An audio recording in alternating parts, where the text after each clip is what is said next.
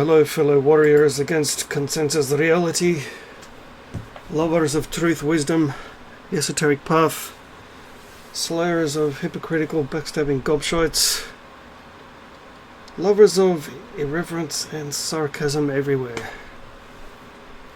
It's a quiet Sunday morning and a very conducive day for a video. I was enjoying the live at-home performance by one of my favourite pagan recording artists, Damn the Bard his name is, D-A-M-H, and that got me thinking on various things which are very, very important, which for quite a while, especially since the Industrial Revolution turned us into disconnected materialist little drones, I think become even more important as society and everyday life becomes more artificial. Namely, our connection with the land and our ancestors. Yes, these are two aspects which many in various different pagan communities hold high in esteem and very dear and close to our hearts, and rightly so, because it deals with connection, and connection is the one thing which battles destruction, disconnection, and deconstruction. As I've said before in a few videos, I've taken the concept of chaos and presented its two faces. The helpful, transformative side, which is basically our kick in the pants when we need to get ourselves moving, to do something in our lives, make a change, for example, which is good and positive and wonderful. However, there's a dark side, what I call malevolent chaos, and it interestingly these days expresses itself through the whole deconstructionist Marxist agenda, fear-mongering. Like, look at the scamdemic, the huge amounts of fear-mongering these people did, and of course it was all on purpose, because fear leads to anger, anger leads to hate, hate leads to suffering. Thank you, Yoda. Right? And that's actually right on the money. It spawns all these wonderful negative states of mind: fear, anger, hatred, etc., etc., etc., etc., malevolent intent for the sake of it. And this is where you have sociopaths and all this kind of stuff. And we're looking at its way, I think, from my own experience, way out of control imbalance in today's world.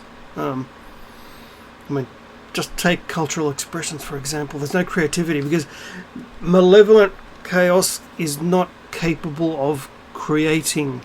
It's not capable of imagination.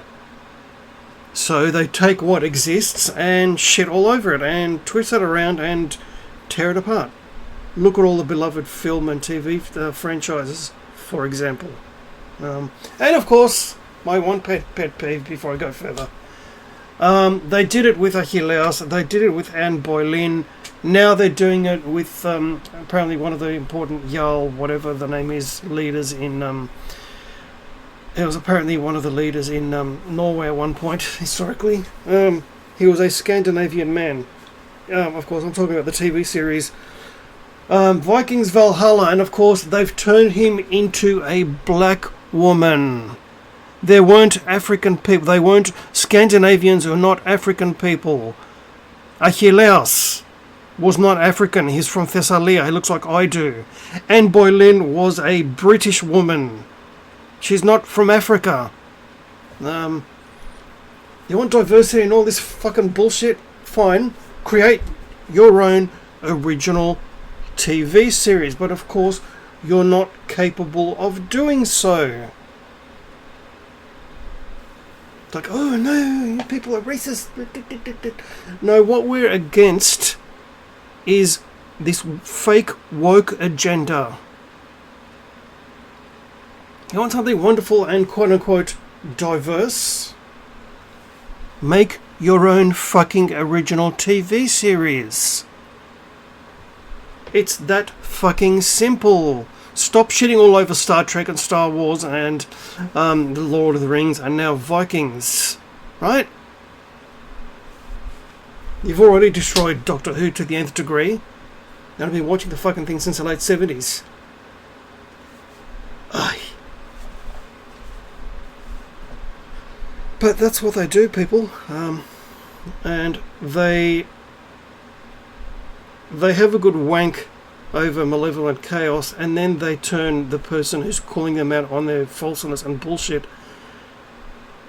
they're turning them into the enemy. See how they work? So instead of saying, okay, we are talentless hacks who have any kind of skill or imagination or creative talent, they just take what exists and turn it to shit. Welcome to the modern world.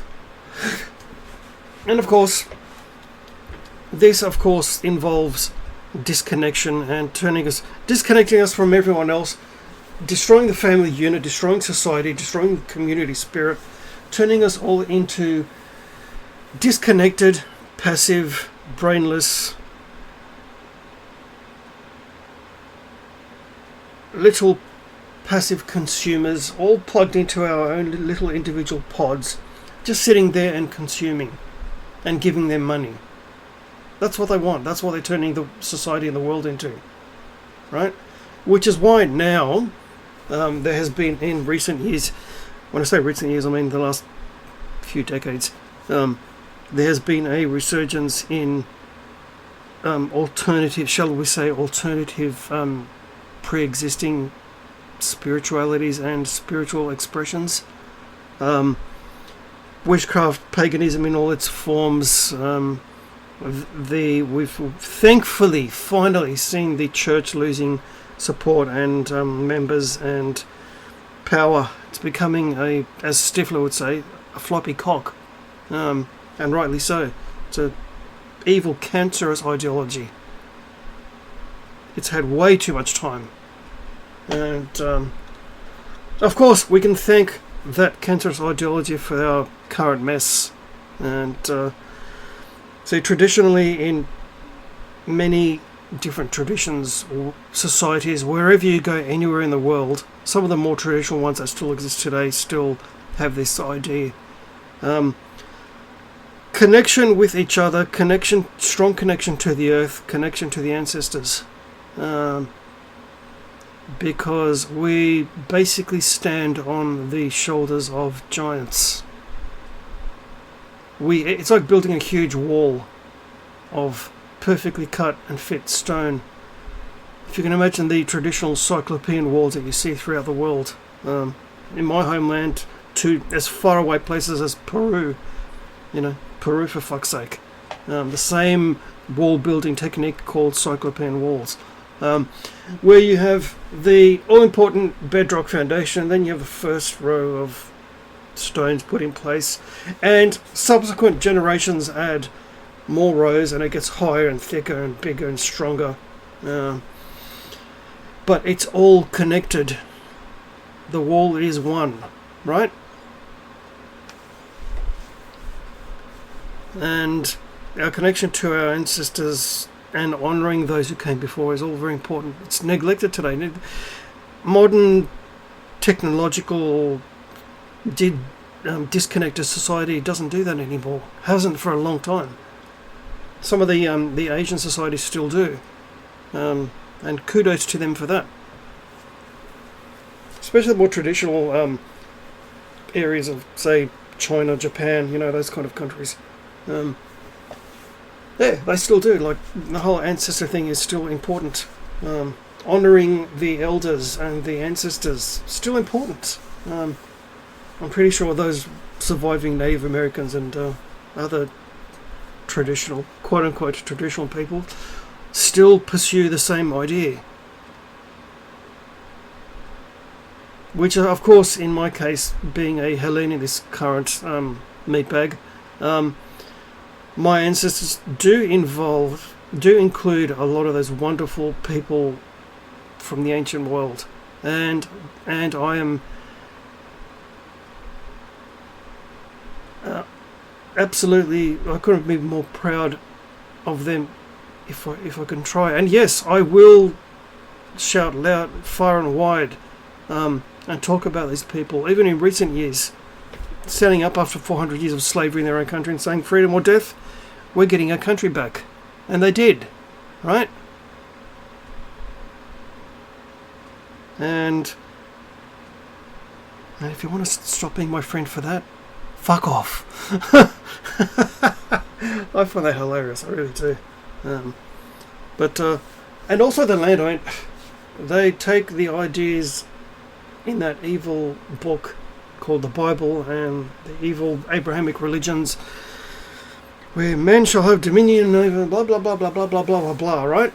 And of course that means humankind is king and humans can do whatever the fuck they want to the world because the Bible says, right? No, we are part of nature. We are one creature amongst a myriad of species in both flora and fauna. Okay, we are one part. I'm pretty sure if the octopus had the ability to create things and create a civilization, we would be the ones enslaved to them by now. Apparently they're every bit as intelligent as people are. But there's never more important time to reconnect with the land than now. For the simple fact that try going to a natural area, sit under a large old tree, and after a while, tell me how you feel. Right? Exactly. So when I see cities, soulless, cold, concrete still and glass cities with no trees anywhere, that just makes me shudder in horror. I hate cities. I hate them with a passion. Always have, always will. The only times I go to Sydney is to see a concert, and even then it's only I would only put myself through that for Iron Maiden. Right? So the last, since 2011 I've only been to Sydney 3 times, and that was just 2 times. And that was to see Iron Maiden. Since 2011, right? Hate cities. Whenever I travel, if ever I'm allowed to travel again, I will avoid cities and see the small towns and villages.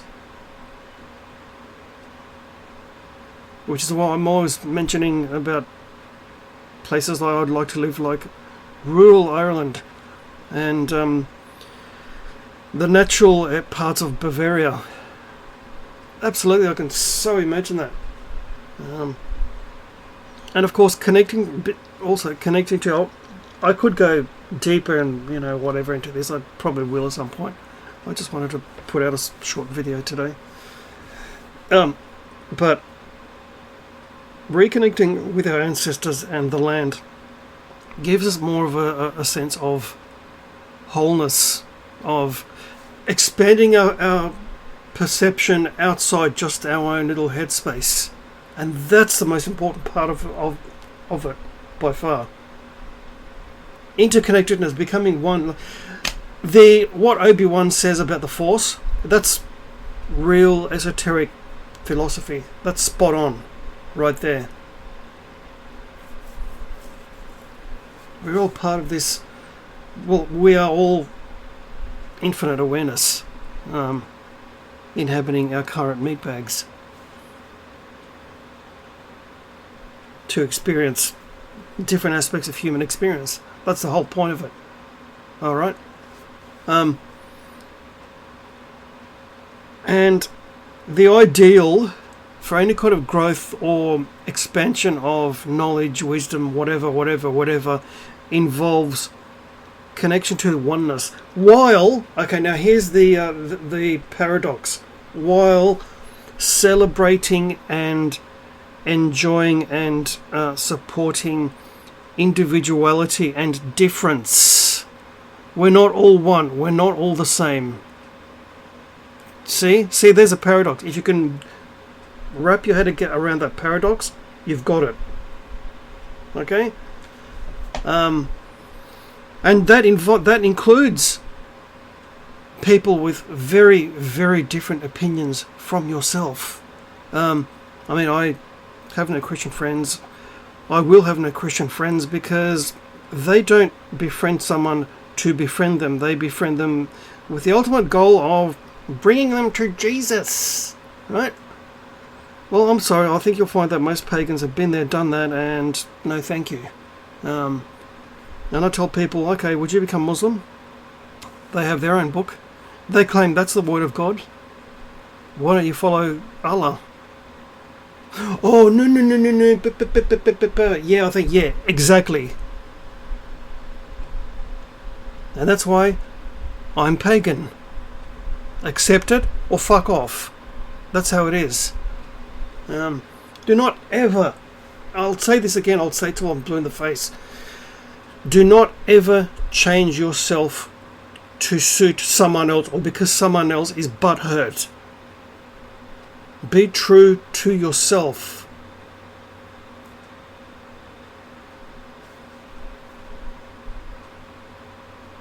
And so I think I'll leave it there today. So many people being disconnected and turned against each other and purposely using race and doing this, that and the other and blah blah blah blah blah blah blah. No, you don't get to do that. You don't get to do that. You don't get to inflict your evil woke bullshit on people and then call them every ist in your little silly book. Is it a little red book? When we disagree and call you out on your bullshit. No, you don't get to do that. I'm sorry, no. And you don't, in your mid-30s, get to join try to join the military and then suddenly get really butthurt about my opinion of the guns and the modern military. I find that fucking hilarious. Oh, fucking hell. When I think of that now, I just laugh. Yeah, my opinion on those things, and Turks is, if you know me at all, I mean real life, the man behind the microphone, you know that these opinions have been for a very long time, and I see no reason to change them. It's just the truth. If you're going to kill a man, get up close and personal, get his blood all over you, feel the strain in your shoulders as you swing the blade. Eye to eye, you owe them, you at least owe them the honour of that. But as always, to speak the truth is a lonely path. The sarcastic, irreverent, heathen hammer-wielding, gobshite-slaying lone wolf on guitar, out.